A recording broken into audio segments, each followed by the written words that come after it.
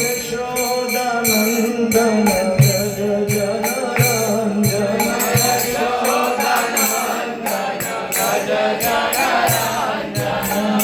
यमुना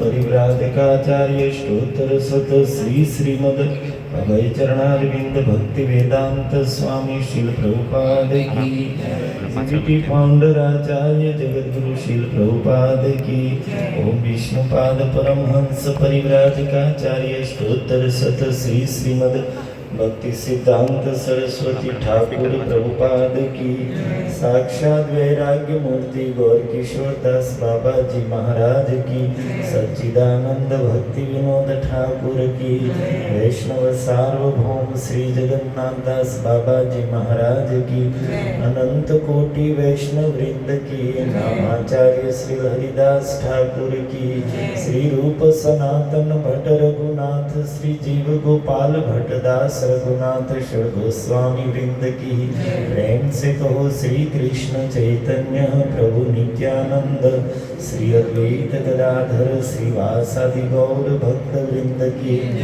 श्री श्री राधा कृष्ण गोप गोपीनाथ श्याम कुंड राधा कुंड गिरिराज गोवर्धन महाराज की ब्रजभूमि वृंदावन मथुरा मंडल धाम की नवदीप मायापुर धाम की पुरुषोत्तम क्षेत्र जगन्नाथपुरी धाम की श्री द्वारिका अयोध्या धाम की गंगा यमुना मैया की भक्ति देवी तुलसी महारानी की समस्त विघ्न विनाशक नरसिंह देव भगवान प्रहलाद महाराज की हरिनाम संकीर्तन की हरे कृष्ण महामंत्र की श्री श्री राधा गिरधारी ललिता विशाखा जगन्नाथ बलदेव सुभद्रा निताय गौर सुंदर की श्री श्री राधा रास बिहारी ललिता विशाखा सीताराम लक्ष्मण हनुमान जी मिताय गौर सुंदर की ग्रंथ भागवत भक्त भागवत की मिताय गौर प्रेमानंदे।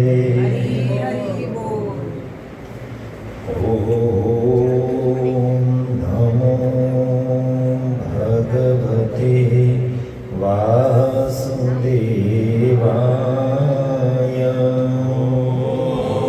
ओम नमो भगवते वासुदेवाय। ओम नमो भगवते वासुदेवाय।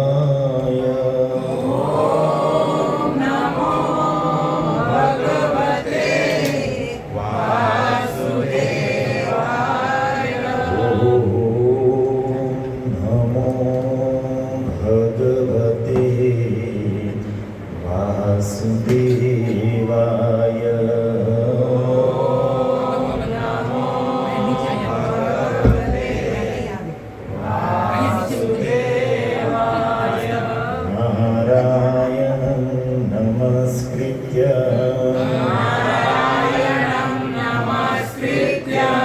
नरं चैव नरोत्तमं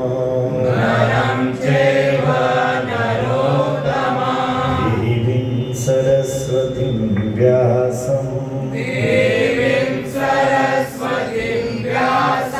ततो जयेमुदीरये।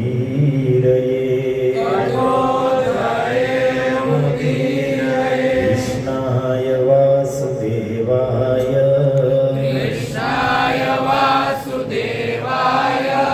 देवकी नंदनाय च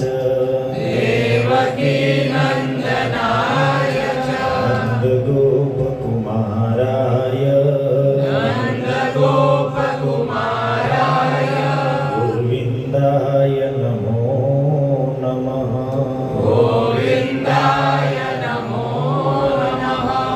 श्रीमद्भागवतम दसम स्कंद अध्याय 80 श्लोक क्रमांक 35 અને 36।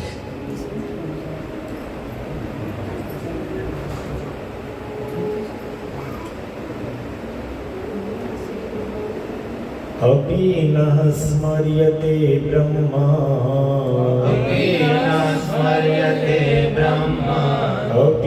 नः स्मर्यते ब्रह्मा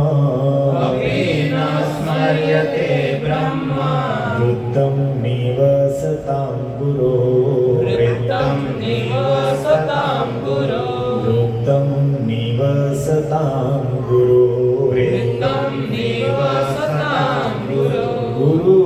गुरुद्वारेश्चोदिता नाम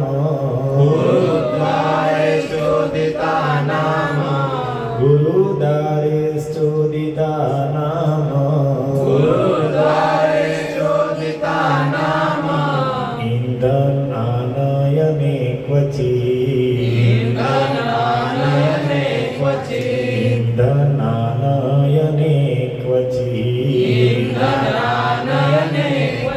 प्रविष्टानां महारण्य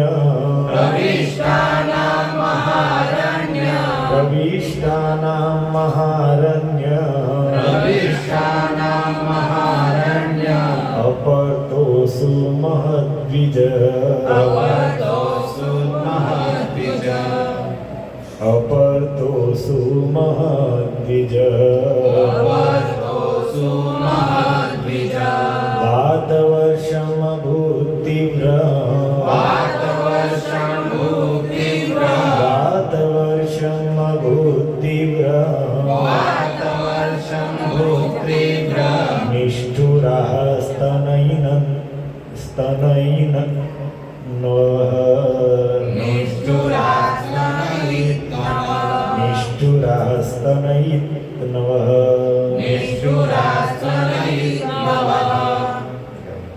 अपि न स्मर्यते ब्रह्मा भूतं निवसतां गुरु गुरुद्वारे चोदिता नाम ઇન્દ્રનાદયને ક્વચિત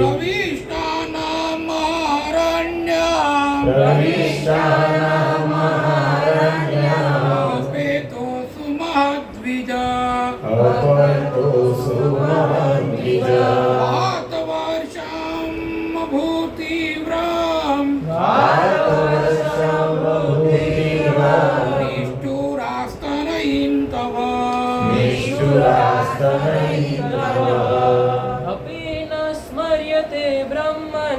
अपि न स्मर्यते ब्रह्मन् वृत्तं निवसतां गुरो वृत्तं निवसतां गुरो गुरुदारश्चोदितानां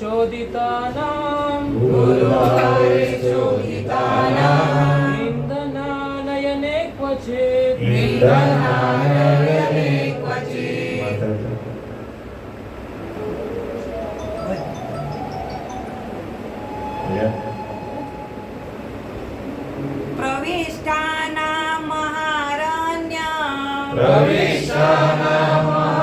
प्रविष्टानामहारण्यं वतो सुमहद्विजा अपतो सुमद्विज वातवर्षणं भूततीव्रं वातवर्षं भूतिव्रं निष्ठुरास्तन इत्नौ निष्ठुरास्तनयिनः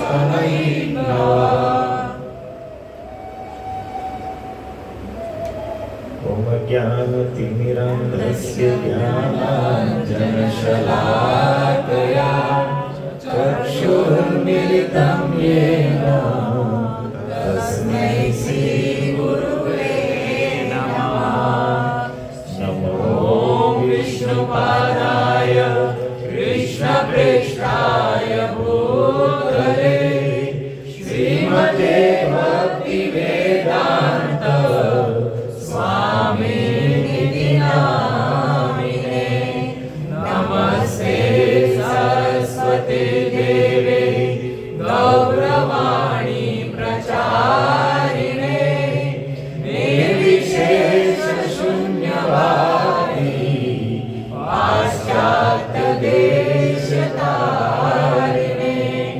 वाञ्छाकल्पतरुभ्यश्च कृपा पतितानां पावनेभ्यो वैष्णवेभ्यो नमो नमः। जय श्री कृष्ण चैतन्य प्रभु नित्यानंद श्री अद्वैत गदाधर श्रीवासादि गौर भक्तवृंद हरे कृष्णा कृष्णा कृष्णा हरे हरे हरे राम राम राम हरे हरे हरे कृष्णा कृष्णा कृष्णा हरे हरे हरे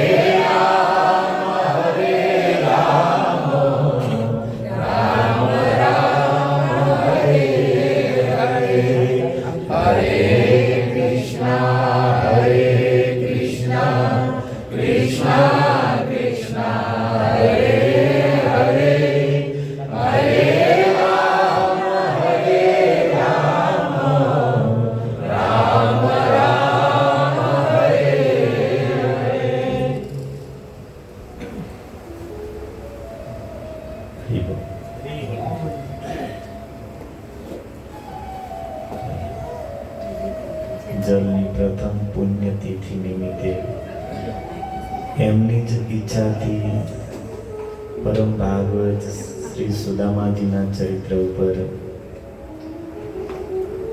આપણે લોકો અહીંયા ચર્ચા કરી રહ્યા છીએ ગત 4-5 દિવસથી. તો સર્વપ્રથમ ભગવત કથા શ્રવણ કરવા પધારેલા સમસ્ત શ્રોતાઓના ચરણોમાં સાદર વંદન.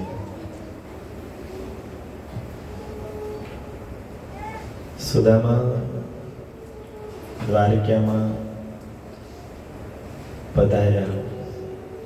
પોરબંદર કોઈ કહે છે કે સુદામાજીનું વતન પોરબંદર છે, અને ઘણા સંતોનો મત છે કે પોરબંદરની આસપાસનું કોઈ ગામ છે. ભગવાને સુદામાજીનું ભવ્ય સ્વાગત કર્યું. ચરણો ધોયા, આરતી ઉતારી, સુદામાજીને ચંદન લગાવ્યું, પુષ્પની માળા ધારણ કરાવી, સુંદર ગાયોનું દાન આપ્યું, મધુર વચનોથી સત્કાર કર્યો. સ્વયં ભગવાન દ્વારકાધીશ લક્ષ્મીપતિ ભગવાન સુદામાજીના ચરણોની સેવા કરે છે. ભગવતી રૂકમણીજી ચામરથી પંખો કરી રહ્યા છે. એટલું દિવ્ય, એટલું ભવ્ય સ્વાગત જોઈને સુદામાજીને મનમાં થોડો સંકોચ થઈ રહ્યો છે,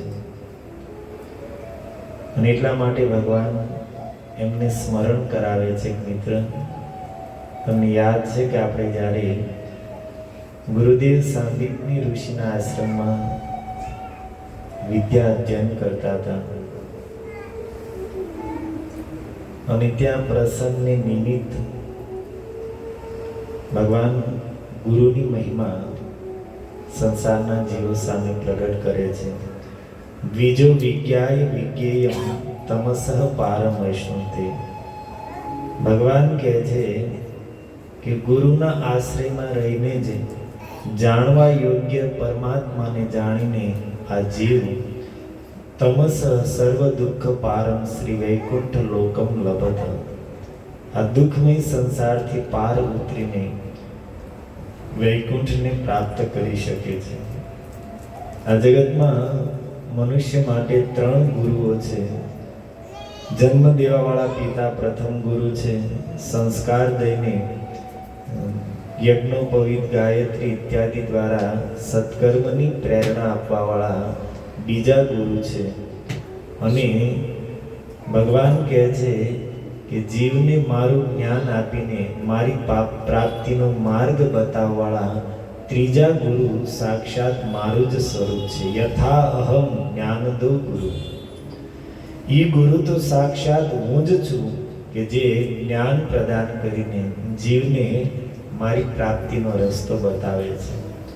અને આ 3 ગુરુમાં જ્ઞાન પ્રદમ ગુરુ રૂપમ મામ આશ્રિત્ય યે સંસારમ તરંતી તે બુદ્ધિમંતમ.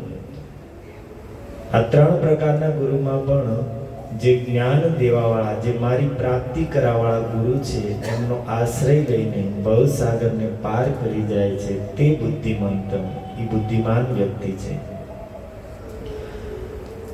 એટલા માટે હે મિત્ર, નન્વ અર્થ કોવિદા, જે લોકો આ સંસારમાં પોતાના સ્વાર્થને જાણે છે, પોતાના સાચા હિતને જાણે છે, એવા લોકો ગુરુની વાણીને જીવનમાં ધારણ કરીને, ગુરુના ઉપદેશને જીવનમાં ધારણ કરીને મારી પ્રાપ્તિના માર્ગે ચાલીને ભવસાગર પાર થઈ જાય છે, મને પ્રાપ્ત કરી લે છે.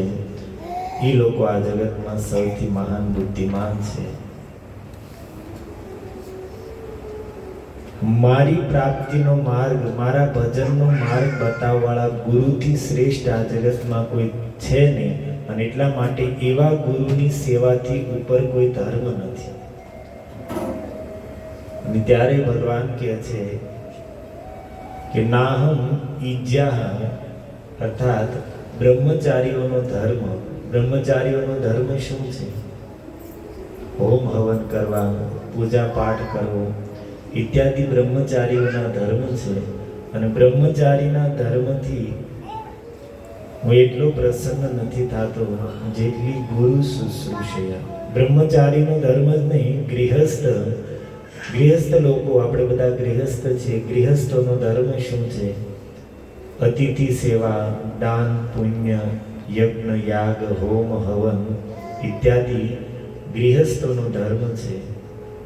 વાનપ્રસ્થનો ધર્મ છે તપસ્યા કરવી, અને ઉપશમયનો અર્થાત સંન્યાસીનો ધર્મ છે બધાથી વૈરાગ્યવાન થઈ જવું. આ 4 વર્ણના લોકોના જે ધર્મ છે એ ધર્મનું પાલન કરવાથી હું જેટલો પ્રસન્ન નથી થતો એટલો તુષ્યેહમ ગુરુ શુશ્રૂષયા યથા. ગુરુની સેવાથી હું જેટલો પ્રસન્ન થાઉં છું, સંતુષ્ટ થાઉં છું, એટલો નથી બ્રહ્મચારીના ધર્મથી પ્રસન્ન થતો, નથી ગૃહસ્થના ધર્મથી પ્રસન્ન થતો, નથી વાનપ્રસ્થના ધર્મથી પ્રસન્ન થતો. અને ત્યાં સુધી ભગવાને કહી દીધું કે સંન્યાસીઓના ધર્મથી પણ હું એટલો પ્રસન્ન નથી થતો. સંન્યાસ ધર્મ તો એટલો કઠોર છે કે કળિયુગમાં તો સંન્યાસ ધર્મને વર્જિત કર્યો છે, કારણ કે સંન્યાસના જે કઠોર નિયમ છે એ કળિયુગમાં પાલન થઈ ન શકે. છતાં કોઈ એવા વીરલા હોય કે જે સંન્યાસના ધર્મનું પણ પાલન કરે, તો એનાથી પણ વધુ પ્રસન્ન થાઉં છું ગુરુ શુશ્રૂષયા, ગુરુની સેવાથી. કેમ? સર્વભૂતાત્મા, સમસ્ત જીવોના હૃદયમાં રહેલો હું, મારી પ્રાપ્તિ, મારા ભજનનો માર્ગ દેખાડવા વાળા ગુરુની સેવાથી હું જેટલો પ્રસન્ન થાઉં છું, એટલો એક પણ સાધનથી, એક પણ ધર્મથી પ્રસન્ન નથી થતો. ભગવાન હવે કહે છે અપી ન સ્મર્યતે બ્રહ્મનું વૃતમ નિવસતામ. એ મિત્ર, શું તમને યાદ છે કે આપણે ગુરુકુળમાં રહેતા હતા અને એ સમયે આપણે અનેક વાર સાથે સાથે અનેક સેવાઓ કરેલી, ત્યાં અનેક પ્રકારે આપણે ખેલકૂદ ઇત્યાદિ કરતા. આ બધું અપી ન સ્મર્યતે તમને સ્મરણમાં છે મિત્ર? ક્વચિત એક દિવસનો પ્રસંગ સંભળાવે છે કે એક દિવસ ગુરુદારે શોધિતા, ગુરુ પત્નીએ આપણને ઈંધન આનયન, ઈંધન લેવા માટે, અર્થાત લાકડા લેવા માટે, સમિધા લેવા માટે વનમાં મોકલ્યા. ગુરુ માતાના આદેશથી આપણે બંને જંગલમાં ઈંધણ ખોજવા માટે નીકળ્યા અને પ્રવિષ્ટાના મહાઅરણ્ય, અને ઈંધણની ખોજમાં આપણે ચાલતા ચાલતા મહાઅરણ્યમાં અર્થાત ગાઢ વનમાં પહોંચી ગયા, ગાઢ જંગલમાં પહોંચી ગયા. અને ત્યાં અપરતો અર્થાત અપઋતુ, ઋતુ વગર અકાળે જ વાત વર્ષા અભૂત તીવ્રમ, અચાનક જ વાત તીવ્રમ, અત્યંત વેગથી વાયુ વહેવા માંડ્યો, વાયુ વાવા માંડ્યો. અને વર્ષા સુમહદ, અને ઘનઘોર વર્ષા ચાલુ થઈ ગઈ. નિષ્ઠુરા, ત્યાં સુધી કે વરસાદના મોટા મોટા બિંદુ અર્થાત કરા પડતા હતા. સ્તનિત નવહ, અને વીજળી કડાકા કરતી હતી. વગર ઋતુએ અચાનક જ આંધી ચાલુ થઈ ગઈ, તુફાન ચાલુ થઈ ગયો, જોરદાર વરસાદની વીજળી ચાલુ થઈ, મોટા મોટા કરાઓ પડવા માંડ્યા. અને ત્યાં સુધીમાં સૂર્યશ્ચ અસ્તમ ગત, સૂર્ય પણ અસ્ત થઈ ગયા. તમસા આવૃત દિશા, બધી જ દિશાઓ અંધકારથી ઘેરાઈ ગઈ, ગાઢ અંધકાર છવાઈ ગયો. નિમ્નમ કુલમ જલમયમ, આખી જ પૃથ્વી જળમય, જોત જોતામાં તો સર્વત્ર પાણી પાણી થઈ ગયું. નિમ્નમ કુલમ ન પ્રજ્ઞાયત ક્વચિત, આપણને એ પણ નહોતું સમજાતું કે ક્યાં નિમ્ન અર્થાત ક્યાં ખાડો છે અને ક્યાં કુલમ અર્થાત ક્યાં જમીન છે. જોત જોતામાં બધે એટલું પાણી ભરાઈ ગયું કે ક્યાં જમીન છે ક્યાં ખાડો છે એ પણ ખબર ન રહે. વયમ વૃષમ તત્ર મહા નીલાંબુભી, અને આપણે બંને ત્યાં એ મહાન વાવાઝોડામાં, વાયુ અને વરસાદમાં વૃષમ નિર્હન્યમાનઃ, અત્યંત વ્યથિત થઈને, અત્યંત દુઃખી થઈને. અને એ વરસાદ નહોતો, ભગવાન કહે છે કે મિત્ર અંબુ સંપ્લવ, નાનો હુનો પ્રલય જ હતો. વરસાદ એને કેમ કેવો, એટલો ભયંકર વરસાદ અને પવન હતો કે અંબુ સંપ્લવ, નાનો એવો પ્રલય પણ કહી શકાય, એટલો વરસાદ હતો. દિશો અવિદિતો, આપણને દિશાઓનું પણ જ્ઞાન રહ્યું નહીં, દિશાઓનું પણ ભાન રહ્યું નહીં. અને હસ્તગૃહિત્વા પરસ્પરમ વનમ પ્રભિમા આતુર, અને આપણે બંને એકબીજાના હાથ પકડીને એ વનમાં આમથી આમ ફરતા હતા. પણ નહોતો કાંઈ રસ્તો મળતો, નહોતી કાંઈ દિશા દેખાતી અને અત્યંત આતુર, દુઃખી થઈને, ભયભીત થઈને બંને એકબીજાનો હાથ પકડીને આમથી આમ ફરતા હતા. આ બાજુ ગુરુ માતાએ આપણા ગુરુ મહારાજને કીધું કે કૃષ્ણ અને સુદામાને મેં ઈંધણ લેવા માટે મોકલ્યા છે અને ઈ બંને હજી ઘરે આવ્યા નથી. અને સાંભળીને ગુરુદેવ બહુ દુઃખી થયા કે અરે આ ભયંકર વરસાદમાં, આ વાવાઝોડામાં બંને છોકરા ક્યાં હશે? અને પછી વરસાદ અને વાયુ એટલો હતો, અંધકાર એટલો ગાઢ હતો કે આશ્રમની બહાર પણ પગ મૂકવો સંભવ નહોતો. અને એવામાં ખોજ ક્યાં કરવી? આખી રાત દુઃખમાં, ચિંતામાં ગુરુદેવે પસાર કરી અને ઉદિતો રવે જેવો જ સૂર્ય ઉદિત થયો, સાંદીપની ગુરુ અન્વેષ માણો ન પોતાના શિષ્યોને સાથે લઈને આપણી ખોજ કરવા માટે નીકળ્યા. અન્વેષ માણો ન શિષ્યાન, આચાર્યો.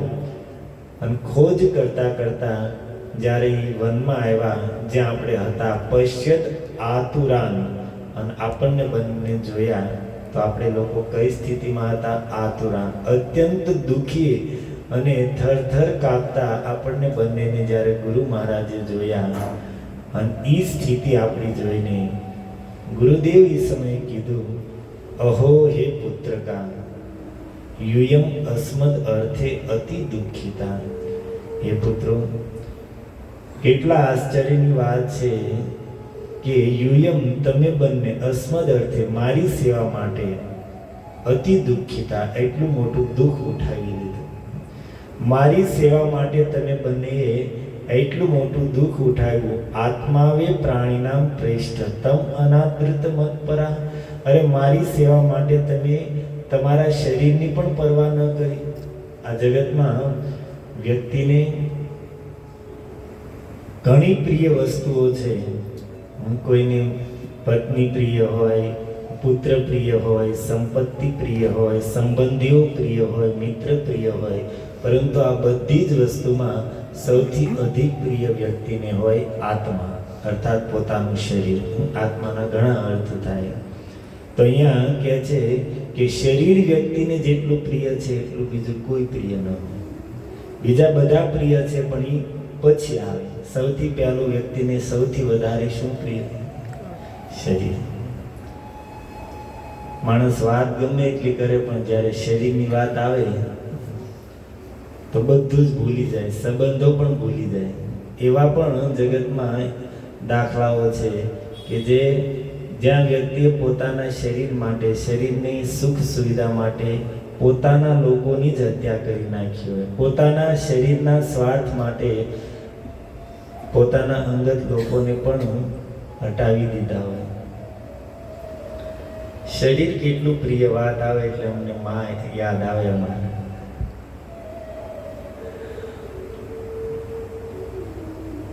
વિચાર કરું છું કહું કે ન કહું. હલો કહી દઉં તમને, હવે યાદ આવ્યું છે. ભૂકંપ ક્યારે આવતો હતો ભાવનગરમાં? 2001માં.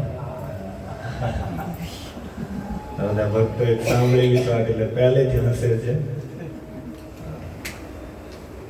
તો એ સમય ભાવનગરમાં વિચિત્ર ભૂકંપ આવતો. પેલા ધૂમ કરતો અવાજ આવે, પછી હલે. લગભગ 2-4 મહિના સુધી આ સ્થિતિ રહી. અને લોકોને એવો અભ્યાસ થઈ ગયો કે પેલા અવાજ આવે ધૂમ એટલે ખબર છે કે હલવાનું છે, એટલે દોડીને ઘરની બહાર નીકળી જાય. અને પછી એવી બીક કરી ગઈ, કોઈ બોમ્બ ફોડે ને તોય દોડી.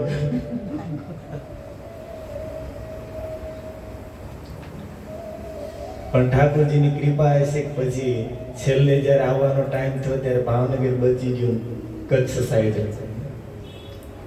બહુ મોટો ગામડાઓ સફાયો થઈ ગયો. અત્યારે ત્યાં કચ્છમાં એ પ્રદેશમાં જ મહિના પહેલા કથા હતી. તો અમે સવારે નગર સંકીર્તનમાં નીકળ્યા તો એક સોસાયટીમાં ગયા તો ત્યાં પ્રભુપાદજીનું એક મંદિર હતું, નાની ડેરી કે એ ટાઈપનું. તો મનમાં નવાઈ લાગી કે અહીંયા કોઈ મંદિર નથી, કોઈ ભક્તો નથી, પ્રભુપાદજીનું મંદિર. તો એ લોકોએ કીધું કે ભાઈ અહીંયા ભૂકંપના સમયે ઇસ્કોનના ભક્તો આવ્યા હતા અને બહુ સેવા કરી હતી. અને એમાં ભક્તિ વેદાંતના ડૉક્ટરોની ટીમ હતી, એણે પણ લોકોની બહુ સેવા કરી. એ લોકો કહેતા હતા કે ભાઈ અહીંયા સેવા કરવા માટે બહુ સંસ્થાઓ આવી હતી, કોઈ 2 દિવસ, કોઈ 5 દિવસ, કોઈ અઠવાડિયું, કોઈ 10 દિવસ, કોઈ 15 દિવસ રહીને સેવા કરી. પણ ઇસ્કોનના ભક્તો 2 મહિના અહીંયા રહ્યા હતા અને 2 મહિના સુધી એને અખંડ કીર્તન કર્યું. અને રોજ ગાડી ભરી ભરીને બધી વસ્તુઓ આવતી અને લોકોને ખુલ્લા હાથે વિતરણ કરી.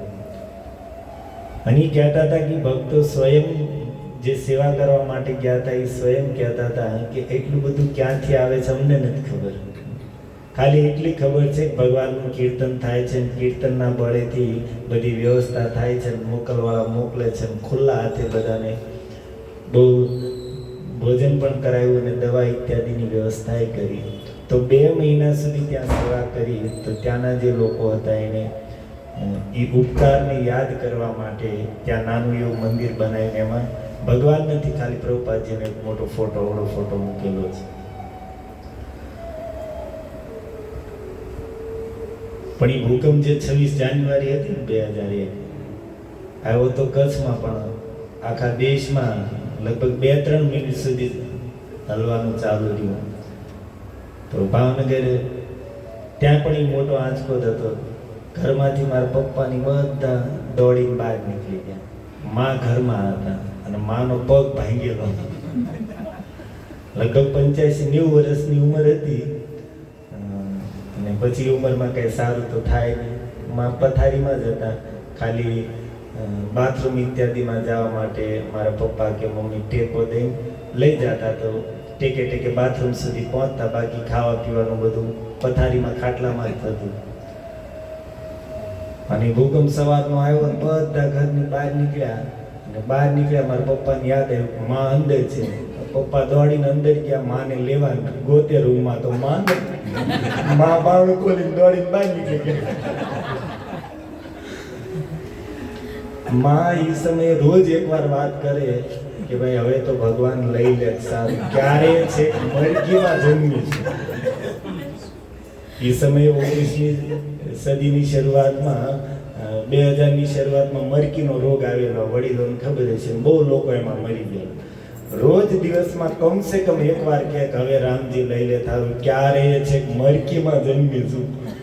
અને ભૂકંપ આવ્યો, પથારીમાં હતા ને હાલી નહોત એકદમ કૂદીને બહાર નીકળી.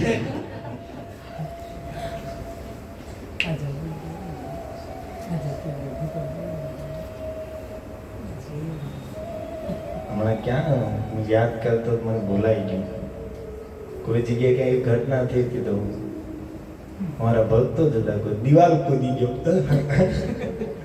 પાછળ લગભગ ક્યાંક યાદ નહીં આવતું, કૂટ્યો પડ્યો કે એવું કંઈક હતું, દિવાલ કૂદી ગયો. પછી હું વિચાર કરતો આ હું કૂદી ગયો.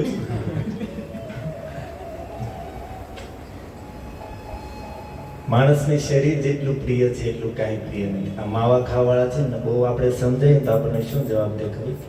અરે ભાઈ મરવાય થોડું પીવાનું હોય, એક દિવસ મરવાનું જ છે, એવા થોડા રાકા છે મરવાય પી જઈએ. પણ જોવે સાથે રહેવાવાળામાં કુટુંબ કે સંબંધીઓમાં કોઈને કેન્સર આવ્યું ને એમાંય કેન્સરને કારણે મૃત્યુ થયું અને એવી ભીં બાળી જાય, ભગવાન બાળી જાય. થોડા દિવસે તારા દેખાઈ જાય, પછી 1-2 મહિનો માવાની સામે ન જોવે, પછી પાછા ચાલુ થઈ જાય. પણ એ જે કહેતા હોય ને મરવા થોડું પીવાનું છે, બાજુવાળો કેન્સરથી મરે ને ત્યાં પરસેવો છૂટી જાય. મરના સબ કરે, મરના બડી બલા હૈ, નામ મત લો યારો, મરને કા મરના બડી બલા હૈ. બોલવું સહેલું છે ભાઈ, સામે આવીને ઊભી રહે ને ત્યારે ખબર પડે. ઠાકોરજી ગીતામાં કહે છે મૃત્યુ સર્વ હરસ ચાહમ, મૃત્યુના રૂપમાં હું બધું જ લઈ લઈશ, શરીરે લઈ લઈશ, બીજી ક્યાં વાત કરી. અચ્છા, આપણે સારો મોબાઈલ લીધો હોય, એપલનો રાખો ને, આપણે નવું મોડેલ કયું આવ્યું છે, 1,00,000-1,25,000નો, 70-80 હજારનો કોઈ પણ આપણે સારામાં સારો ફોન લીધો અને ફોન ખોવાઈ જાય તો શું દિશા થાય? સારો ફોન લીધો છે આપણે, ફોન ખોવાઈ જાય, લગભગ 2-3 દિવસ તો ખાવું ન આવે, સરખી ઊંઘી ન આવે. એક વસ્તુ આપણી પાસેથી ગુમ થઈ ગઈ, આપણી પાસેથી છૂટી ગઈ, વહી ગઈ, નાની એવી વસ્તુ, એમાં આપણે 2-4 દિવસ તો એટલા કન્ફ્યુઝ થઈ જઈએ. તો યાદ કરો કે જ્યારે મૃત્યુનો સમય આવશે ત્યારે 70-80 વર્ષમાં જે કાંઈ આપણે ભેગું કર્યું છે ને એ બધું એક જ ઝટકે લઈ લેવામાં આવશે. 50-60-70 વર્ષ 80 વર્ષ સુધી આપણે જે કાંઈ જીવનમાં કમાણા છે, સંપત્તિ કમાણા હોય, સંબંધ કમાણા હોય કે યશ પદ પ્રતિષ્ઠા કમાણા હોય, એ બધું જ મોતના સમયે ઠાકોરજી કહે છે મૃત્યુ સર્વ હરસ ચાહ, એક જ ઝટકામાં બધું જ લઈ લેશે. સંપત્તિ સંબંધોની શું વાત કરવી, આ શરીરે લઈ લેશે. તો એ પછી કેમ સહન થાય? મોબાઈલ વયો જાય એ સહન ન થતું હોય તો બધું છોડવાનું કઈ રીતે સહન થાય છે? પણ થાય કે ન થાય, કરવું તો પડશે જ. સત્ય છે તો સત્ય જ રહેશે.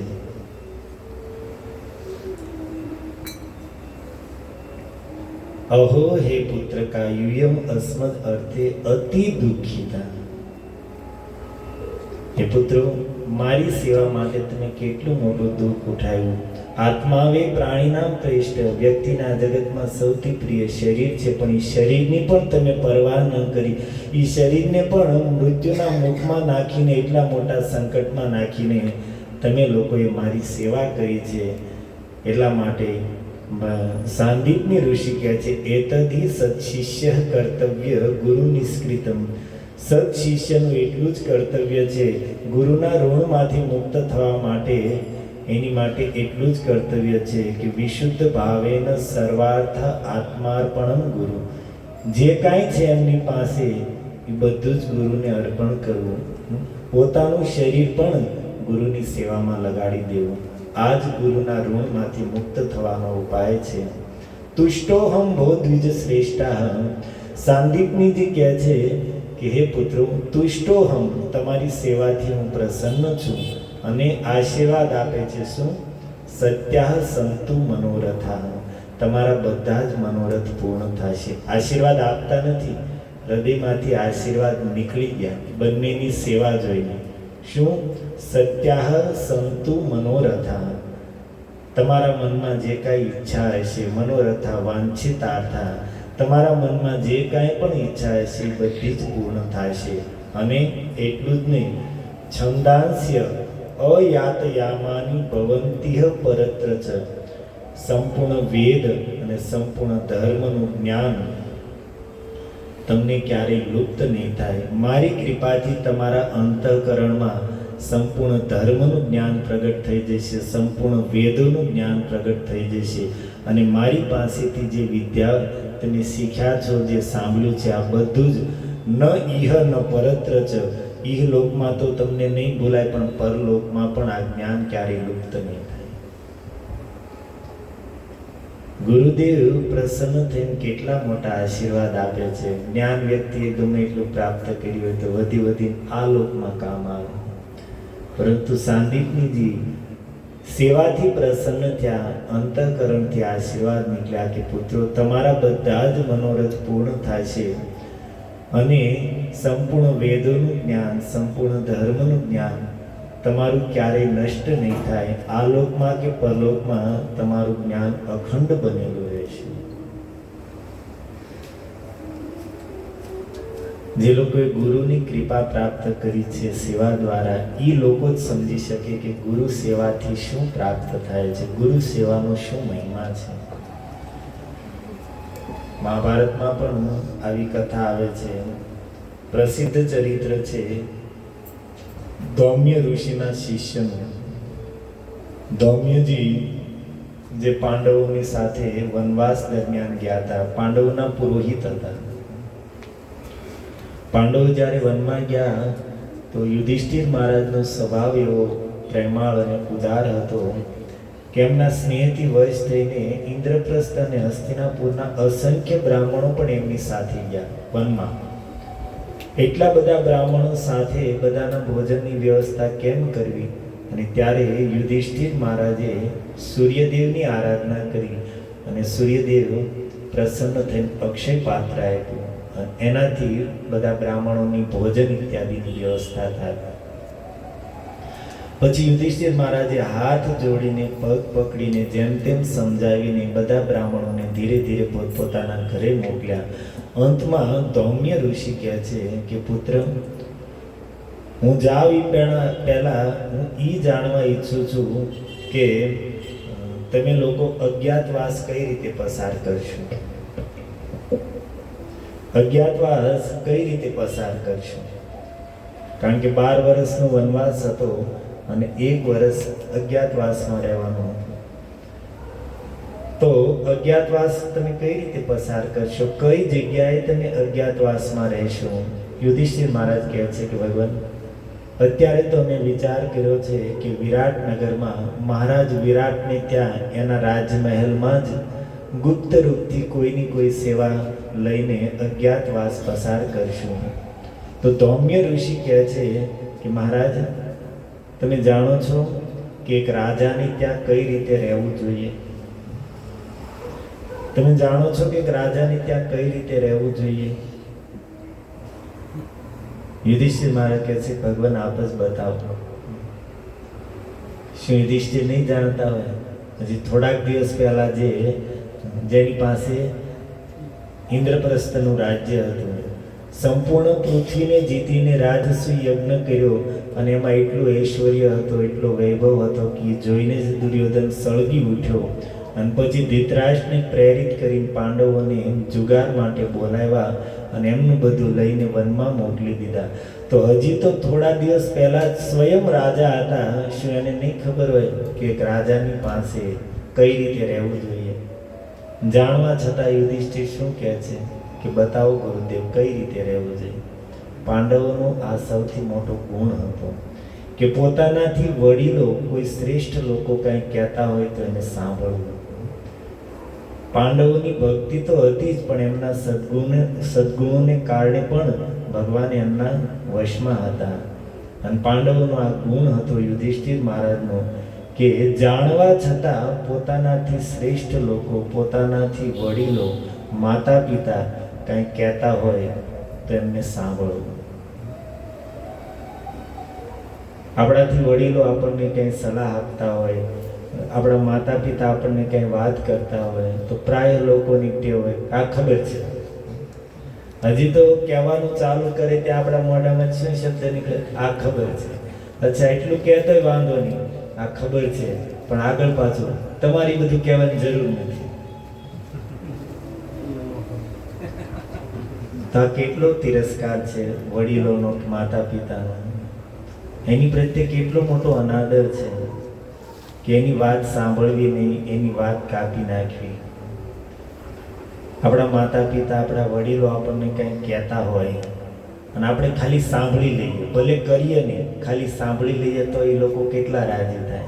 એને મનથી એમ થાય કે અમારા દીકરાઓ, અમારી વહુ અમારી વાત સાંભળે છે.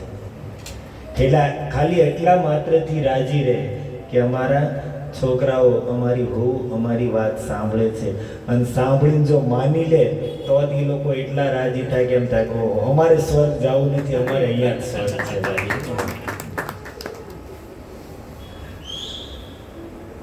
તો એક સદગુણ છે કે શ્રેષ્ઠ લોકોની, વડીલોની, માતા પિતાની વાત સાંભળવી. જાણવા છતાં યુધિષ્ઠિર કહે છે બતાવો ભગવાન. અને આ બાજુ ધૌમ્ય ઋષિ કહે છે કે યુધિષ્ઠિર, હું જાણું છું તમે પોતે રાજ ભોગવી ચૂક્યા છો, રાજા પાસે કઈ રીતે રહેવું જોઈએ એ તમે જાણો છો, છતાં હું કહીશ. તમે જાણો છો છતાં હું કહીશ. શું કામ? એને 2 કારણ બતાવ્યા.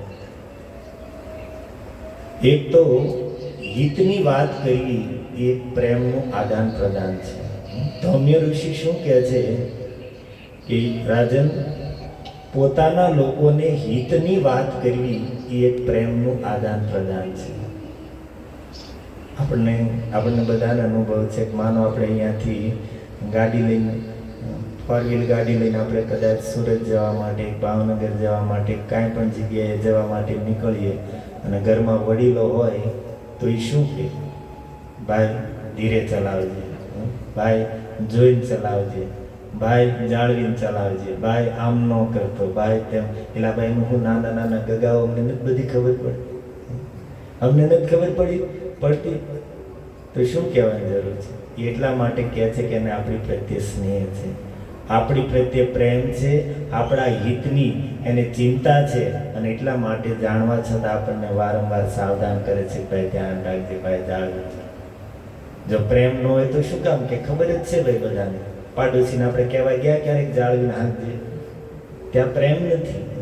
વડીલો જાણે છે કે આપણને બધી ખબર પડે, છતાં એથી નહીં રહેવાય, કારણ કે એ આપણું હિત ઈચ્છે છે, એને આપણી ચિંતા છે, અને એટલા માટે એ કહે છે.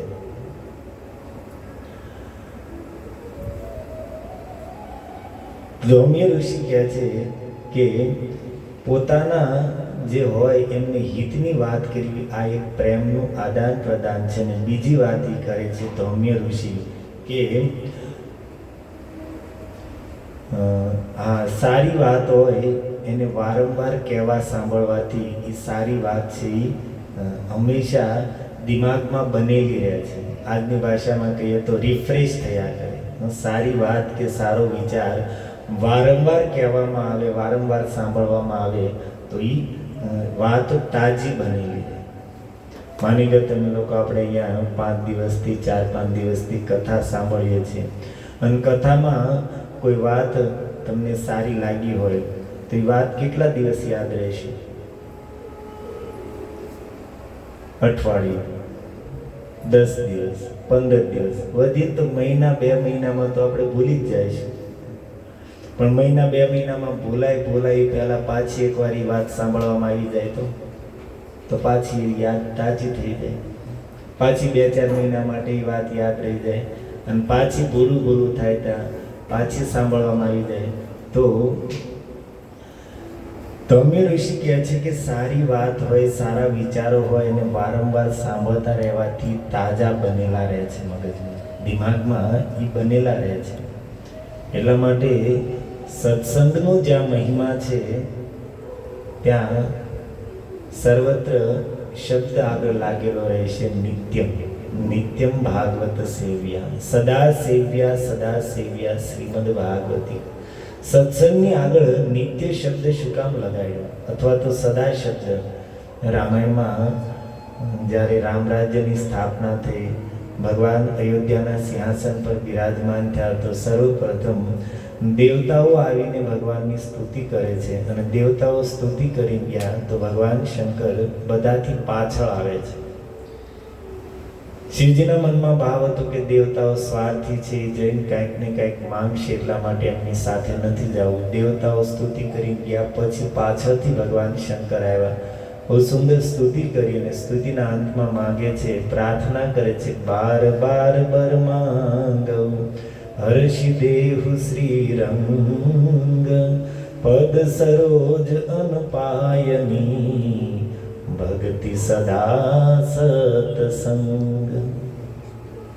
હે પ્રભુ, પદ સરોજ અનપાયની ભક્તિ, તમારા ચરણ કમલોમાં નિષ્કામ ભક્તિ, અને પછી શું કહે છે? સદા સત્સંગ, સદા માટે સત્સંગ આપો. કેમ? કારણ કે સત્સંગથી મનમાં સારા વિચારો આવશે, સત્સંગથી આપણી અંદર સારી ભાવનાઓ જાગશે, પણ એ સારા વિચારો અને સારી ભાવના અંદર સત્સંગથી જ ટકશે. સારા વિચારો અને સારી ભાવના સત્સંગથી પ્રાપ્ત થશે અને ટકશે પણ સત્સંગથી. સત્સંગથી આપણને સારો વિચાર આવ્યો છે, આપણા મનમાં કંઈક સારી ઈચ્છા જાગી છે, પણ એ થોડા દિવસમાં એ વિચારી આપણો સમાપ્ત થઈ જશે જો સત્સંગ નહીં કરતા રહીએ તો. અમને અનુભવ છે કે અમે કથા કરવા માટે જઈએ તો જ્યાં જ્યાં કથા થાય ત્યાં લોકો 150, 200, 250 લોકો માળાઓ લઈ જાય, કારણ કે ભગવાનની કથાનો પ્રભાવ છે. કથા સાંભળી તો હૃદયમાં એક સારો વિચાર આવ્યો, ભગવાનની કથાના બળેથી જીવનનું સત્ય સમજાણું અને આત્મકલ્યાણનો માર્ગ સમજાણો કે ઘણા રસ્તાઓ છે કલ્યાણના, પણ સર્વશ્રેષ્ઠ રસ્તો કળિયુગમાં છે ભગવાનનું નામ. તો આ વાત ભગવાનની કથાથી સાંભળીને આ વિચાર લોકોના મનમાં સારો વિચાર આવ્યો, માળા લીધી, માળા કરવાનું ચાલુ કર્યું, પણ પછી સત્સંગ નથી મળતો, કથા નહીં સાંભળીએ, એટલે એ જે સારો વિચાર આવ્યો તો એ 15 દિવસ, મહિના, 2 મહિનામાં પૂરો એ વિચાર વયો, એટલે પછી માળા ખીલે ટીંગાડેલી ધૂળ ખાધ્યા કરી. બધા આ જ થાય. તમે લોકોએ પણ ગમે એને માળા લીધી છે પછી સત્સંગ નહીં કરીએ તો એ જે સારો વિચાર આપણને આત્મકલ્યાણનો આવ્યો હતો, ભગવાનની પ્રાપ્તિનો વિચાર આવ્યો હતો, માનવ દેહ સાર્થક કરવાનો આપણી અંદર જે ભાવના જાગી હતી એ થોડા દિવસમાં પાછું લુપ્ત થઈ જશે. એટલા માટે આપણી અંદર કંઈક સારો વિચાર આવ્યો હોય, આપણને કંઈક સારી ભાવના જાગી હોય તો એ વિચાર હંમેશા બનેલો રહે. તો એની માટે જરૂરી છે કે સત્સંગ નિત્ય કરવામાં આવે. સત્સંગથી જ મનમાં સારા વિચારો આવશે, સત્સંગથી જ સારો વિચાર આપણી અંદર બનેલો રહેશે. અને એટલા માટે ધૌમ્ય ઋષિ કહે છે કે હું જાણું છું કે મહારાજ તમને ખબર છે કે રાજા પાસે કઈ રીતે રહેવું જોઈએ, પણ છતાં સારી વાત વારંવાર કહેવા સાંભળવાથી મનમાં તાજી બનેલી રહે છે. તો એ ધૌમ્ય ઋષિના એક શિષ્ય હતા જેમની કથા પ્રસિદ્ધ છે, આરુણી. અને એક દિવસ આવી જ રીતે વરસાદ ચાલુ થયો અને ભયંકર વરસાદમાં ધૌમ્ય ઋષિએ આરુણીને કીધું કે બેટા તું જા અને ખેતરના જે પાળાઓ છે એનું ધ્યાન રાખ, કંઈક પાળા તૂટીને ખેતરનું પાણી બહાર ન વહ્યું જાય. આરુણી હતા એ ગયા અને વરસાદને કારણે પહેલેથી પહોંચ્યા ત્યાં એ પહેલા જ ખેતરનો જે પાળો હતો એ તૂટી ગયેલો હતો. તો એણે પાણી રોકવા માટે ઘણો પ્રયાસ કર્યો, ધૂળ ઇત્યાદિ નાખ્યું, પણ જળનો વેગ હતો કે પથ્થર નાખ્યા તો એ પણ તણાઈ ગયા, ધૂળ પણ ન રહી. અને અનેક પ્રયાસ કરવા છતાં પાણી ન રોકાણું. તો આરુણી હતા એ પોતે જ જ્યાંથી પાળો તૂટ્યો હતો ત્યાં સૂઈ ગયા. એ જળને રોકવા માટે એ પોતે જ ત્યાં સૂઈ ગયા અને પાણી તો જેમ તેમ કરીને રોકાઈ ગયું. પણ એ વરસાદ ચાલુ અને ઠંડુ પાણી અને એની અંદર સૂતા છે. આરુણી આખું શરીર અકળાઈ ગયું, ઠંડીને કારણે મૂર્છિત જેવી સ્થિતિ થઈ ગઈ. આ બાજુ સાંજ પડી, આરુણી હજી આવ્યા નહીં. તો ધૌમ્ય ઋષિએ પૂછ્યું કે ભાઈ આરુણી કેમ નથી દેખાતો? તો શિષ્યોએ કીધું કે ગુરુદેવ તમે એને ખેતરની સુરક્ષામાં મોકલ્યો તો હજી આવ્યો નથી.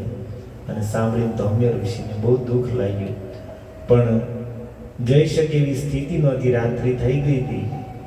અને સવાર થતાની સાથે ધૌમ્ય ઋષિ આરુણીની ખોજ કરવા માટે નીકળ્યા અને ત્યાં વાડીએ પહોંચીને જોરથી અવાજ લગાવ્યો કે બેટા આરુણી, ક્યાં છો તું? ક્યાં છો? કેમ દેખાતો નથી? અને આરુણીની સ્થિતિ એવી હતી કે ઊભા થઈ શકે એવી સ્થિતિ નહોતી. આખી રાત્રિ એ ઠંડા પાણીની અંદર સુવાને કારણે આખું શરીર અકળાઈ ગયું હતું અને મૂર્છિત જેવી સ્થિતિમાં હતા.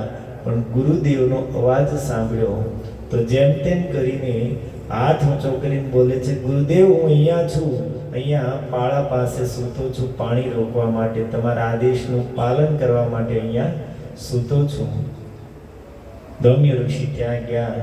આરુણી ઊભા થઈ શકે એ સ્થિતિમાં નહોતી. 2-4 શિષ્યોએ જઈને ઊભા કર્યા અને એ સેવા જોઈને ધૌમ્ય ઋષિનું હૃદય ગદગદ થઈ ગયું. પુત્ર, આટલી સેવા, મારી સેવા માટે, મારા આદેશના પાલન માટે તે શરીરની પણ પરવાહ ન કરી, આટલી ગુરુ આદેશમાં નિષ્ઠા. પુત્ર, હું તને આશીર્વાદ આપું છું કે હવે તારે ભણવું નહીં પડે, અધ્યયન નહીં કરવું પડે. વગર અધ્યયને સંપૂર્ણ જ્ઞાન તારી જીહવા ઉપર પ્રગટ થઈ જશે. આલોક અથવા પરલોકમાં કોઈ પણ જગ્યાએ તારું જ્ઞાન નષ્ટ નહીં થાય.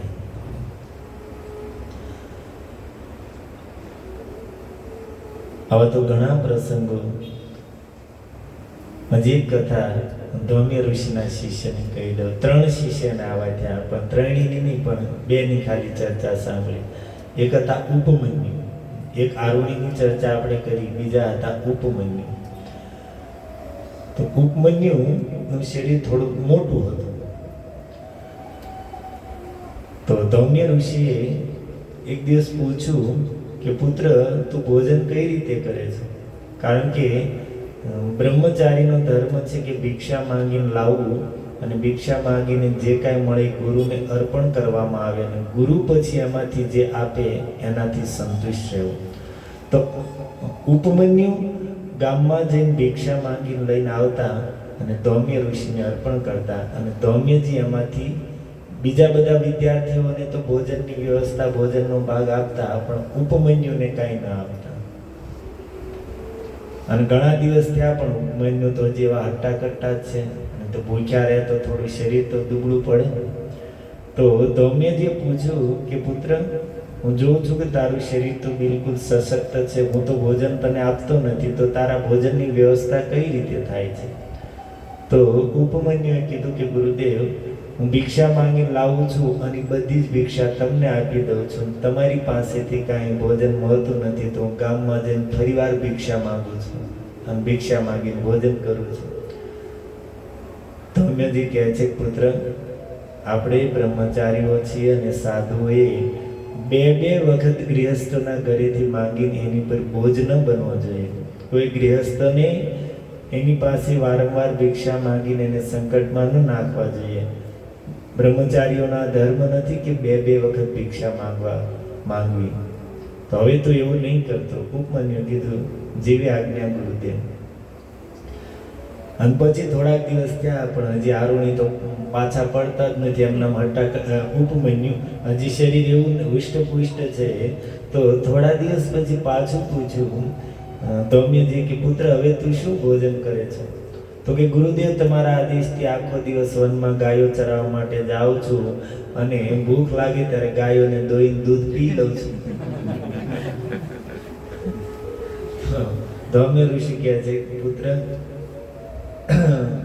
ગુરુની ગાય છે, ગુરુની સંપત્તિ છે, તો ગુરુના આદેશ વગર તું એ દૂધ પીવે તો તને અપરાધ લાગે. એટલા માટે તારી માટે યોગ્ય નથી કે તું ગાયનું દૂધ પી લેશો.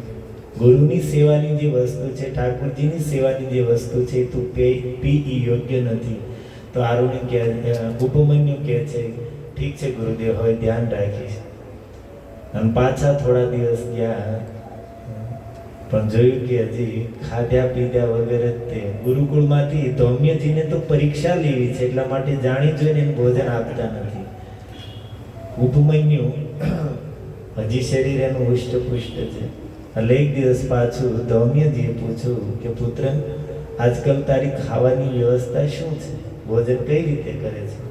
તો કે ગુરુદેવ, વનમાં જાઉં છું અને નાના વાછડાઓ અને વાછડીઓ ગાયનું દૂધ પીવે છે અને દૂધ પીધા પછી એના મુખમાંથી જે ફીણ ટપકે છે એ ફીણ જ હું લઈને એને ચાટીને એનાથી ભૂખ મટાડું છું.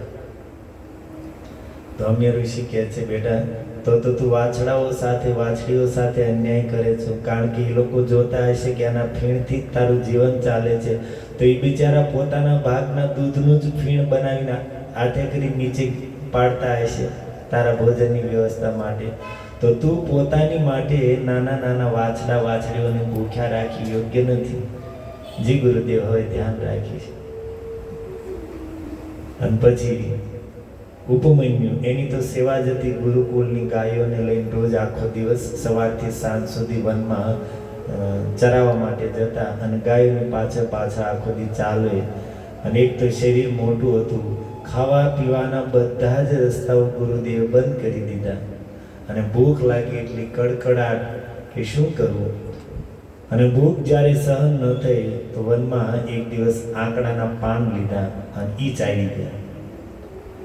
આંકડાના પાન ખાધા તો એના વિષને કારણે એની ગરમીને કારણે એવી અસર થઈ કે આંખમાં અંધારાઓ આવવા માંડ્યા. ગરમી એવી ચડીને એનું વિષ એવું ચડ્યું કે આંખમાં અંધારા આવવા માંડ્યા અને જોતામાં તો દેખાતું બિલકુલ બંધ થઈ ગયું. ગાઢ વન છે, કોઈ છે નહીં. ગાયોને ચરાવતા હતા અને સાંજ પડી ગઈ અને આમથી આમ ફરતા એક કૂવો હતો, ખંડેર, જેમાં પાણી પણ નહોતું. ની કૂવાની અંદર ઉપમાન્યુ પડ્યા. દ્રષ્ટિ છે નહીં. ગાયો તો સંધ્યા થતાની સાથે જ આપમેળે ચાલી આશ્રમ સુધી પહોંચી ગઈ. ગાયો એકલી આવી છે. ધૌમ્ય ઋષિ શિષ્યોને પૂછ્યું કે ઉપમાન્યુ કેમ નથી દેખાતો?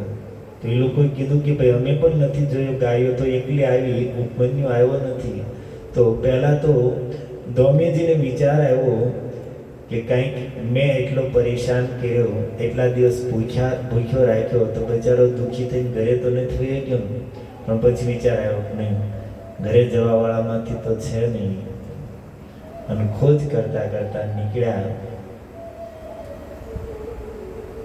કોઈ જગ્યાએ પતો ન લાગ્યો. ધૌમ્ય ઋષિ અને એના શિષ્યો જોર જોરથી પુકારે, બેટા ઉપમન્યુ, ક્યાં છો તું?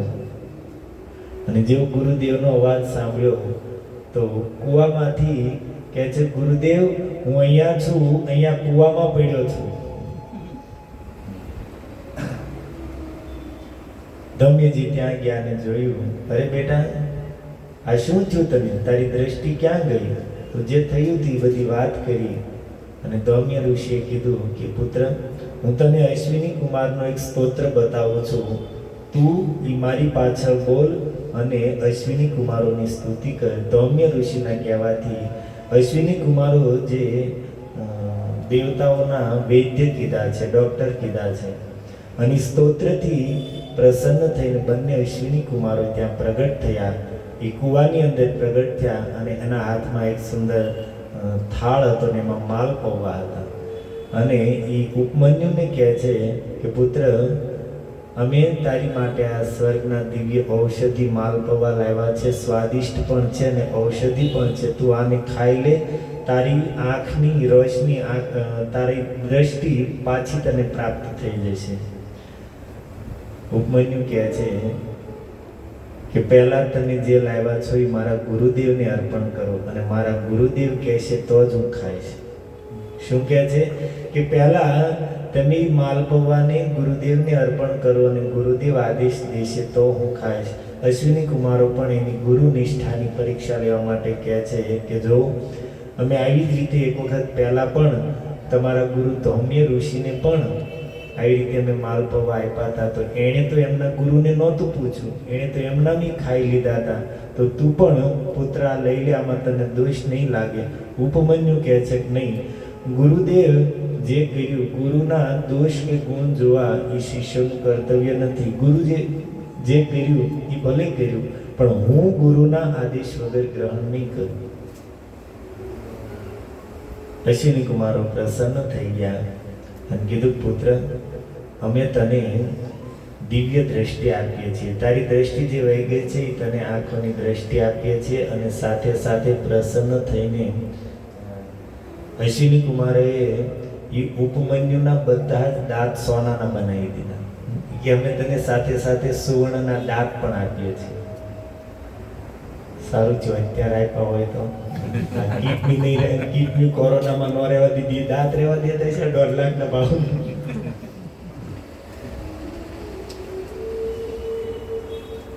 ધૌમ્ય ઋષિ પ્રસન્ન થઈને એ જ આશીર્વાદ આપ્યા જે અહીંયા કૃષ્ણ અને સુદામાને સાંદીપની જે આપ્યા છે, પુત્ર હવે તું ઘરે જા, તારે અધ્યયન કરવાની જરૂર નથી. સંપૂર્ણ શાસ્ત્ર, સંપૂર્ણ ધર્મ, બધું જ જ્ઞાન તારા અંતઃકરણમાં મારી કૃપાથી પ્રકાશિત થઈ જશે.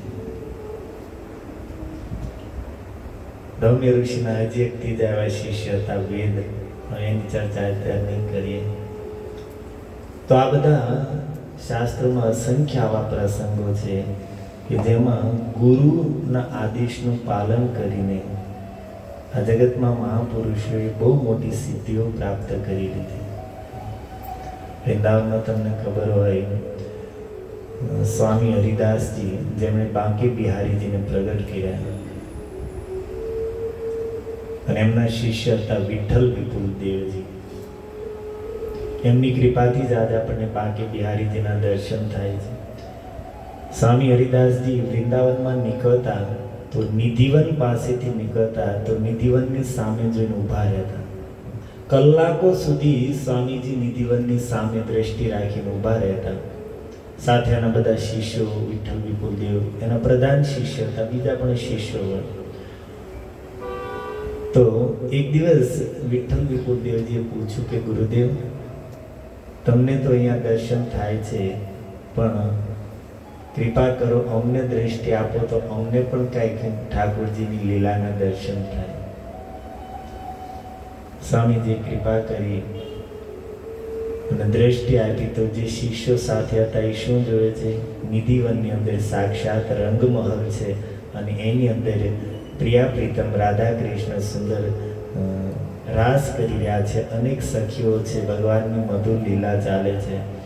અને આ સુંદર દ્રશ્ય બધા શિષ્યોને સ્વામી હરિદાસજીએ પોતાની કૃપાથી દર્શન કરાવ્યા. અને પછી વિઠ્ઠલ વિપુલદેવજી પ્રાર્થના કરે છે, ગુરુદેવ શું એવું સંભવ છે કે આ ઝાંખીના દર્શન અમને નિત્ય થાય? કારણ કે આજ તો તમારી કૃપાથી તમે અમને દર્શન કરાવ્યા, અમારી તો કોઈ યોગ્યતા છે નહીં કે અમને આ દર્શન થાય. પણ શું એવી કોઈ કૃપા થઈ શકે કે આ ઝાંખીના તમે જે અર્થાત પ્રિયા પ્રીતમના જે દર્શન કરાવ્યા છે એ દર્શન અમને નિત્ય પ્રાપ્ત થાય?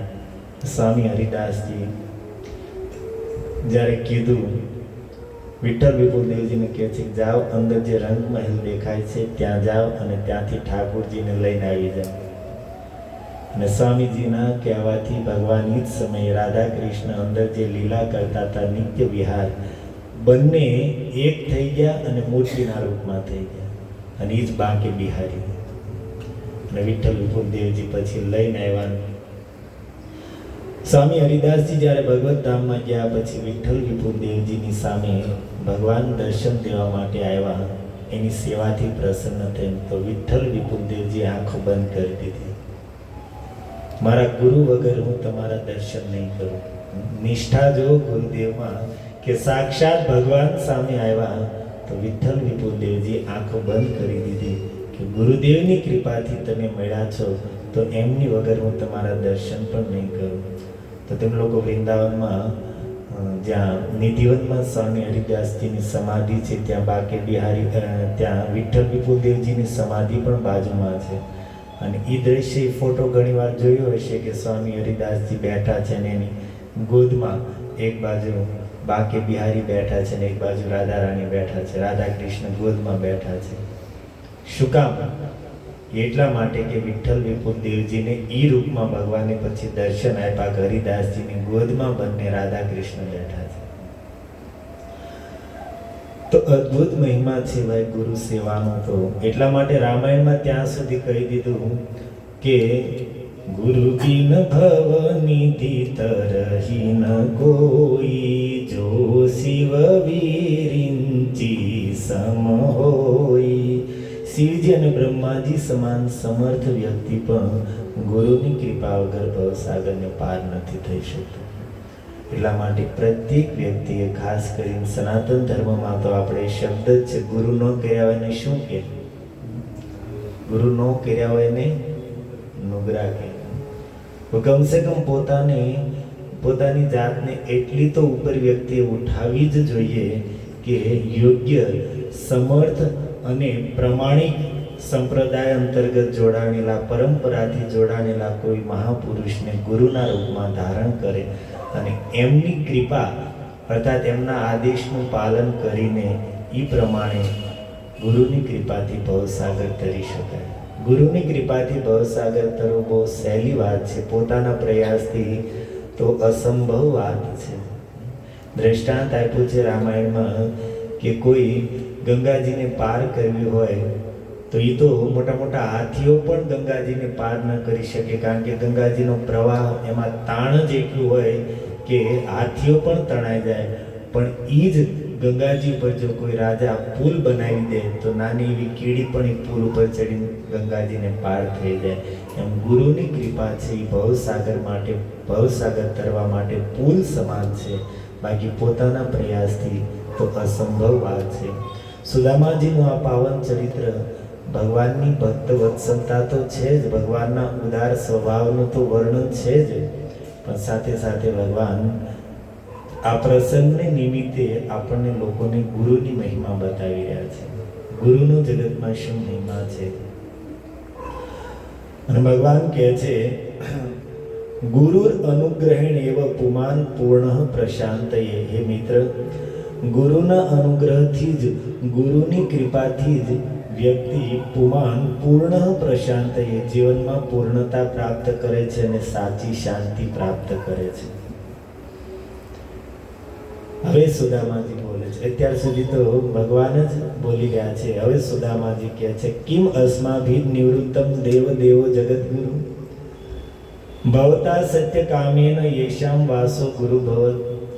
અમારે તો હવે શું કરવાનું બાકી રહી ગયું? સુદામાજી કહે છે કે દેવો જે દેવતાઓના પણ જે દેવ છે, શ્રી બ્રહ્માદિનામ અપી દેવ, પૂજ્ય બ્રહ્માજી ઇત્યાદિ મોટા મોટા દેવતાઓના પણ જે પૂજ્ય છે, એટલા માટે કહે છે કે દેવ અને જગત ગુરુ, સંપૂર્ણ જગતના જે ગુરુ છે એ અમારી સાથે ગુરુકુળમાં ભણ્યા, એમની સાથે અમને મિત્રતા કરવાનું સૌભાગ્ય મળ્યું, એની સાથે ગુરુકુળમાં રહેવાનું મળ્યું, તો અમારે તો હવે કરવાનું જ શું બાકી? કેમ અસ્માભી, અમે તો બધું એટલાથી જ પામી ગયા, જગત ગુરુ ભગવાન અમારા મિત્ર થયા અને અમારી સાથે સાથે અધ્યયન કર્યું. સત્ય કામેન, ભગવાન માટે સંબોધન કરે છે સત્ય કામેન, અર્થાત સત્ય સફલ ભક્ત મનોરથ કેમ, જે પોતાના ભક્તોના મનોરથને સદ્ય તુરંત જ સફળ કરવા વાળા છે, એ ભગવાન સાથે અમારી મિત્રતા છે, તો અમારે હવે શું કરવાનું બાકી? ઠાકુરજી માટે સંબોધન છે કે સફળ ભક્ત મનોરથ. ભગવાનને આ જગતમાં કોઈ કામ જ નથી, એક જ કામ છે, ભક્ત ઈચ્છા પૂર્તિ વિના નાહી અન્ય કૃત્યમ. કૃષ્ણ યહી સત્ય કરે યહી વાંછે ભૃત્ય, ભૃત્ય વાંછા પૂર્તિ વિના નાહી અન્ય કૃત્ય. કહે છે કે ભગવાન ને પોતાના ભક્તોની ઈચ્છા પૂર્તિ કરવા સિવાય બીજું કોઈ કામ જ નથી. તો એટલી મોટી સૃષ્ટિ કોણ સંભાળે છે? તો ભગવાને સૃષ્ટિનું સર્જન કર્યું ને એને સંભાળવા માટે બધા ડિપાર્ટમેન્ટો અલગ અલગ દેવતાઓને સોંપી દીધા. જેમ વડાપ્રધાન હોય ને આખો દેશ સંભાળવાનો હોય, પણ એકલા માણસ કેટલું ધ્યાન રાખે? તો પછી શું કરવામાં આવે? અલગ અલગ ડિપાર્ટમેન્ટ બનાવી દેવામાં આવે. કોઈને ગૃહ મંત્રાલય ને, કોઈને સંરક્ષણ મંત્રાલય ને, કોઈને જલ વિભાગ ને, કોઈને ટેક્સટાઇલ વિભાગ ને, બધાને અલગ અલગ સોંપી દેવામાં આવે અને બધા પોતપોતાનું ડિપાર્ટમેન્ટ સંભાળ્યા કરે. એમ ઠાકોરજી આ સૃષ્ટિનું સર્જન કર્યું, તેમાં બધાને અલગ અલગ સેવાઓ સોંપી દીધી. સૃષ્ટિમાં સર્જનનું કાર્ય બ્રહ્માજીને સોંપ્યું, પાલનનું કાર્ય ભગવાન વિષ્ણુને સોંપ્યું, સંહારનું કાર્ય મહાદેવજીને સોંપ્યું, વર્ષાનો વિભાગ ઇન્દ્રદેવને સોંપ્યો, જળનો વિભાગ વરુણદેવને સોંપ્યો, વાયુનો પવનદેવને સોંપ્યો, જીવોના પાપ પુણ્યનો હિસાબ કરવાનો વિભાગ ધર્મરાજને સોંપ્યો. કીધું તમારે ડબલ રોલમાં રહેવાનું છે, પાપીઓ માટે યમરાજ થઈ જવાનું છે, પુણ્યાત્માઓ માટે તમારે ધર્મરાજ થઈ જવાનું. આવી રીતે બધાને અલગ અલગ ડિપાર્ટમેન્ટ સોંપી દીધા. અને હવે એની માટે એની પાસે શું રહ્યું? ભૃત્ય વાંછા પૂર્તિ વિના નાહી અન્ય કૃત્ય. પોતાના ભક્તોની ઈચ્છા પૂર્તિ કરવા સિવાય એની પાસે કઈ કામ જ ન રહ્યું.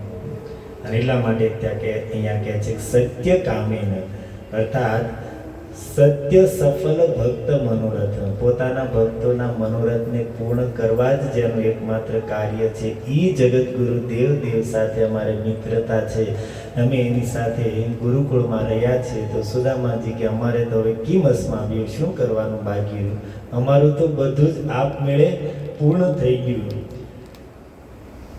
યસ્ય છંદોમયમ બ્રહ્મ દેહ આવપનમ વિભો, કે જેનું શરીર જ વેદમય છે, જે ધર્મ અર્થ કામ અને મોક્ષ આ ચારે પુરુષાર્થોનું મૂળ છે, અને ઈ ભગવાન ગુરુષુ વાસો અત્યંત વિડંબનમ.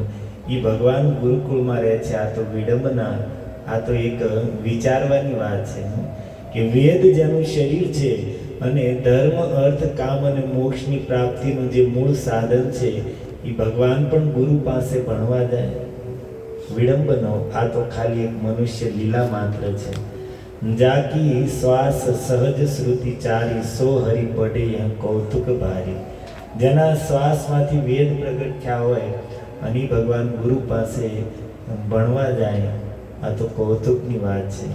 ભગવાનને ગુરુની જરૂર નથી, ગુરુના પણ ગુરુ જગત ગુરુ તો ઈ છે, પણ એટલા માટે અધ્યયન કરવા જાય છે કે આપણને શીખવવા માટે. ગુરુનો શું મહિમા છે ઈ આપણી જેવા જીવોને પોતાના આચરણથી બતાવવા માટે ભગવાન સ્વયં ગુરુ પાસે જાય છે. શ્રી શુક ઉવાચ. હવે અધ્યાય બદલ્યો, 81મો અધ્યાય લગભગ મેં નથી મોકલ્યો, હું કાલ મોકલીશ તમને. મને બધું આજ કથા પૂરી કરી નાખશું, પણ પ્રભુજી કે કાલે આપણે ટાઈમ રહેશે પ્રભુજી, અડધો પોણો કલાક તો થોડી ઘણી કથા વધારજો. જો તો પછી આપણે કીધું નિરાતે કહીએ છીએ પ્રમાણે કયા કરીએ, અને પછી તો ગમે એટલી કથા બાકી હોય 10-15 મિનિટમાં સ્ટોરી ટાઈપ કહીએ એટલે પૂરી થઈ જાય. એમાં શું વાર લાગે? એ પણ ભાગવત કથા સુદામાજીના ચરિત્ર વગર પૂરી ન થાય. તો કથામાં તો સુદામાજીનું ચરિત્ર વધીને 10 મિનિટ, કારણ કે એકદમ છેલ્લે સુદામાજીનું ચરિત્ર છે. કથાની પૂર્ણાહુતિ કરવાની હોય અને પછી કાંઈ સમય વધ્યો ન હોય, એટલે સુદામાજીનું ચરિત્ર કહેવા માટે વધીને 10 મિનિટ મળે. 2 અધ્યાયમાં છે અને આપણે અહીંયા 5 દિવસમાં જે એક અધ્યાય જ પૂરો છે, જે એક આખો બાકી છે. સ ઇત્થમ દ્વિજ મુખ્યેન સહ સંકથયન હરિ. આવી રીતે એ બ્રાહ્મણ સુદામાજીની સાથે સંકથયન હરિ, ભગવાન શ્રી હરિ બેસીને ચર્ચા કરતા હતા. અને હવે કહે છે કે સર્વભૂત મનો અભિજ્ઞ સ્મયમાન ઉવાચતા. ભગવાન માટે કહે છે કે બધા જ જીવોના મનની વાત જાણવા વાળા ભગવાન હસતા હસતા, સ્મયમાન અર્થાત હસતા હસતા સુદામાજીને ઉવાચ કંઈક કહે છે. શું કામ કીધું સર્વભૂત મનો અભિજ્ઞ? કારણ કે મદર્થે પૃથુક આનીય દાતુમ લજ્જતિ ઇતિ જાનન. ભગવાન બધા જ જીવોના મનની વાત જાણે છે, તો સુદામાજીના મનની વાત કેમ નહીં જાણતા હોય? કે મને દેવા માટે આ પૌવા લઈને આવ્યો છે, પણ દાતુમ લજ્જતિ, દેવામાં આને લજ્જા, સંકોચ થઈ ગયો છે. આ વાત જાણીને ભગવાન કહે છે કે હા, બ્રહ્મણ્ય બ્રાહ્મણમ કૃષ્ણો ભગવાન પ્રહસન પ્રિયમ. સુદામાજીની સામે જોઈને હસે છે અને પ્રેમના નિરીક્ષણમ એવ પ્રેક્ષણ ખલુ સતામ ગતિ. અને સુદામાજીની સામે હસે છે, દ્રષ્ટિ ક્યાં છે? આ ક્યારનો કે બગલમાં પોટલી દબાવે છે. નિરીક્ષણ એવો પ્રેમણા, ભગવાન પ્રેમથી જોઈ રહ્યા છે કે આ મિત્ર સંકોચને કારણે આ પૌવા લઈને તો આવ્યો છે પણ બગલમાં દબાવી રહ્યો છે. અને સ્વાભાવિક વાત છે ભાઈ, જેનું આવું ઐશ્વર્ય હોય ને, હવે એને 4 મુઠ્ઠી પૌવાની બીજાના ઘરે માંગેલા, એ કેમ આપવા? તો ભગવાન કહે છે કે મિત્ર, શ્રી ભગવાન ઉવાચ કિમ ઉપાયનમ આનીતમ બ્રહ્મન મે ભવતા ગૃહમ. એ બ્રહ્મન, ભવતા ગૃહમ કિમ આનીયમ મે, મારી માટે તમે શું લઈને આવ્યા છો? સુદામાજીનો સંકોચ જોઈને ભગવાન કહે છે, બહુ સુંદર શ્લોક છે, 3 નંબરનો શ્લોક છે. અણુ અપી ઉપાયતમ ભક્તે પ્રેમણે ભૂર્યેવ મે ભવે. અણુ અપી, થોડુંક પણ, ભક્તે પ્રેમણા, મારા ભક્ત પ્રેમથી અણુ અપી, થોડુંક પણ મને આપે છે તો ભૂર્યેવ મે ભવે, હું એને બહુ માનું છું. કોઈ મારા ભક્ત પ્રેમથી અણુ અપી, મને અણુ જેટલું આપે છે પણ પ્રેમથી આપે છે, ભક્તિથી આપે છે તો ભૂર્યેવ મે ભવે, હું એને બહુ માનું છું. અને ભૂરી અપી, અને બહુ આપે છે પણ અભક્ત ઉપાયતમ નમે તોષાય કલ્પદે, પણ જેનામાં ભક્તિ નથી, જેનામાં પ્રેમ નથી, મને બહુ આપે તો નમે તોષાય, એનાથી પણ હું સંતુષ્ટ થતો નથી. અને કોઈ અણુ જેટલું, દાણા જેટલું પણ મને આપે પણ પ્રેમથી આપે છે, ભક્તિથી આપે છે તો એટલાથી જ હું સંતુષ્ટ થઈ જાય. જો આ જગતમાં ભગવાનનો સ્વભાવ છે કે થોડું અમથું કોઈ એને અર્પણ કરે તો થોડાથી પણ, થોડી સેવાને પણ ભગવાન બહુ માને છે. અણુ અપી ભૂરી ભવે, થોડી સેવાને પણ ભગવાન બહુ માને છે. સજ્જનોનો પણ આવો સ્વભાવ હોય કે કોઈ એનું થોડુંક કામ કરે તો થોડાકને પણ બહુ જાજુ માને.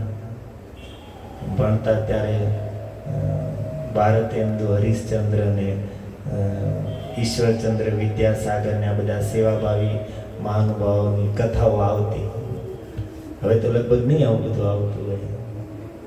હવે તો આપણે બધા શું કહેવાય, સુધરી ગયા, ફોરવર્ડ થઈ ગયા. એટલે હવે આ બધું અમારે ત્યાં એક છોકરાએ ઓલી સ્કૂલમાં ઓપ્શન આવે ને કે કઈ ભાષા તમારે રાખવી છે, તો બિચારો સંસ્કૃત રાખીને આવ્યો. તો ઘરે આવ્યો તો એની માએ ધમકાયો, તો સાધુડો બનવું, બાવો બનવાનું છે, જા. એને સંસ્કૃત કેન્સલ કરીને ફ્રેન્ચ રખાવી.